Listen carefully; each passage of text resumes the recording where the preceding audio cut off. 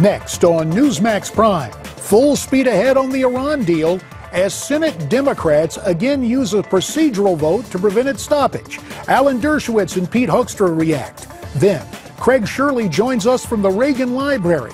He'll explain the history behind this historic venue. That's the site of GOP debate number 2. And President Obama engages in leading from behind to pander to the politically correct and shame the security-minded. I'll tell you the way I see it later, but Newsmax Prime starts right now.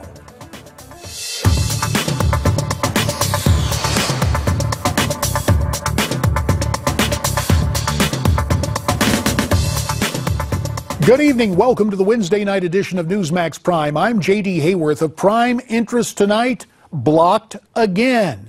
42 Senate Democrats team up to prevent a vote on that resolution against the Iran nuclear deal. Miranda Khan has more from our Newsmax Prime newsroom. Miranda? JD, Senate Republican leader Mitch McConnell had called for that second vote, despite protests from Democrats who called it a, quote, waste of time. But last night's result was the same as the last week's vote, with 42 Democrats teaming up to prevent that resolution from moving forward. Senator and 2016 GOP presidential candidate Ted Cruz spoke at that anti-Iran nuclear rally last week, and he had a very direct message to those senators who voted for what he called party loyalty. Take a listen. And let me be clear, if you vote to send billions of dollars to jihadists who have pledged to murder Americans, then you bear direct responsibility for the murders carried out with the dollars you have given them.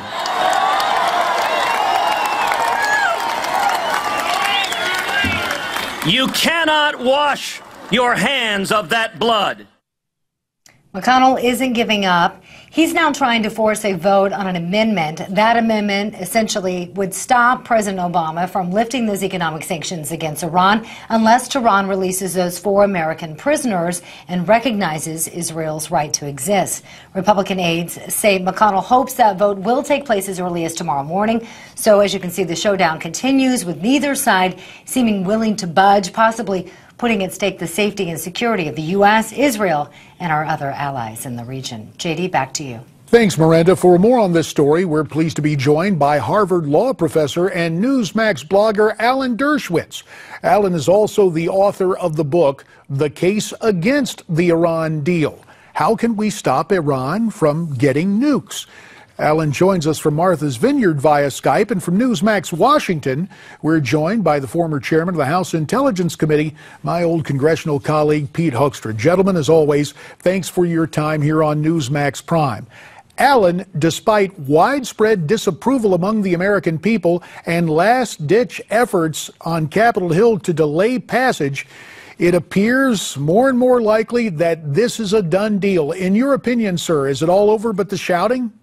Absolutely not. Our goal is to prevent Iran from developing nuclear weapons. And I think Congress should now pass a statute saying, look, the prelude to the deal says expressly, Iran reaffirms that it will never under any circumstances seek to develop or obtain nuclear weapons.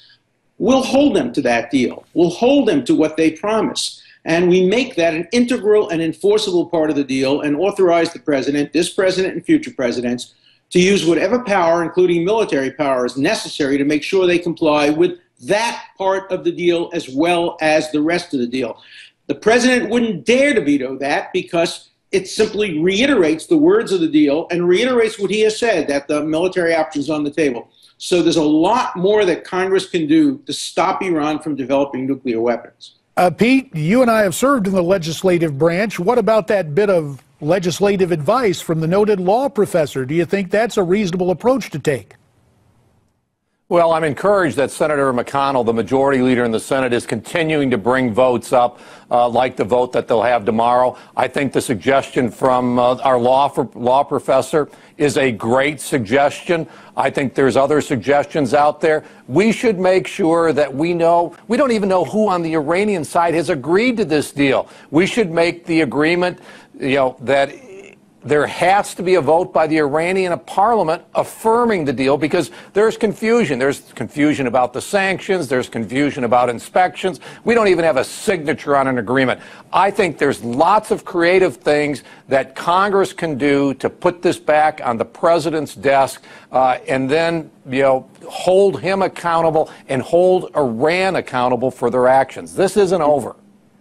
Pete just spoke of the president's desk. Alan, let me direct your attention to the president's schedule. President Obama is scheduled to meet with Prime Minister Netanyahu in November. What do you imagine that conversation might be like? Well, one would hope that they would try to mend fences and build bridges and talk about how the United States can help secure Israel's future. I suspect they'll also talk about, we won't hear about this part of it, but they'll also talk about whether or not Israel should be able to take action to prevent Iran from developing nuclear weapons if they believe their own safety is endangered. I sat in the Oval Office with President Obama and I asked him once, would you ever outsource the safety of American civilians to another country? He said, of course not. I said, do you really expect Israel to outsource the protection of its own people to the United States if it feels that Iran is on the verge of developing nuclear weapons? And he said no. I suspect that's going to come up. I think another thing that's going to come up is whether or not the United States will stop Iran from sending missiles, guided missiles, to Hezbollah. If you or I gave anything to Hezbollah, we'd go to jail because it's a crime to provide material support to a terrorist group.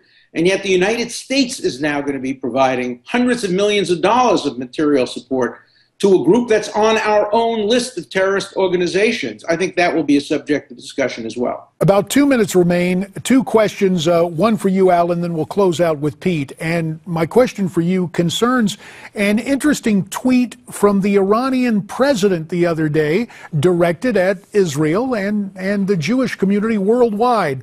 It reads, "May our shared Abrahamic roots deepen respect and bring peace and mutual understanding. Lashana Tova."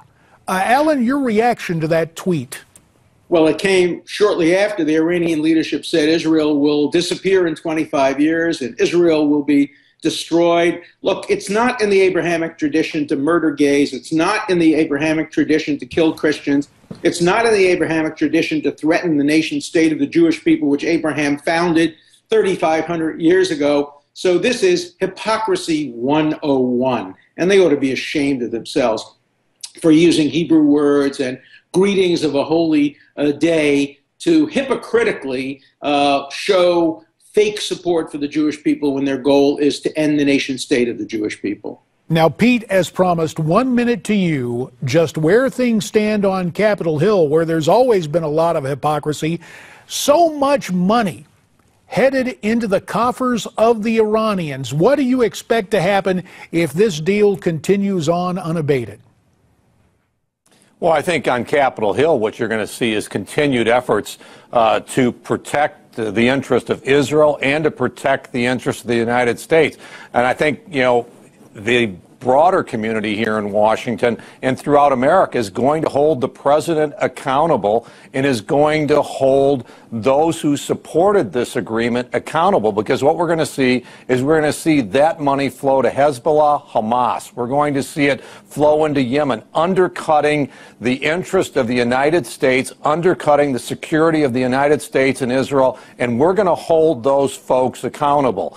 And ISIS and these people, they watch everything that we do, but we now need to make sure that we hold Iran accountable for its actions after this agreement goes into place, and then we have to hold those in America and in Congress accountable for who supported that deal. And we will have to leave it there. It's all about accountability. We will have to leave it there. Pete Hoekstra, we thank you for your time. And Alan Dershowitz, author of The Case Against the Iran Deal. How can we now stop Iran from getting nukes?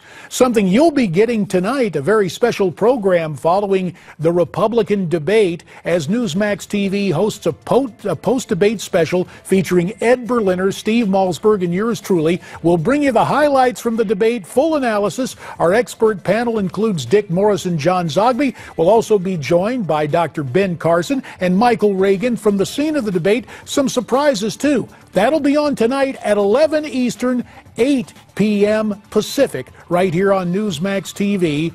And at 10 p.m. Eastern, a special presentation of the Steve Malzberg Show. There is lots more ahead. We invite you to stay with us as Newsmax Prime continues.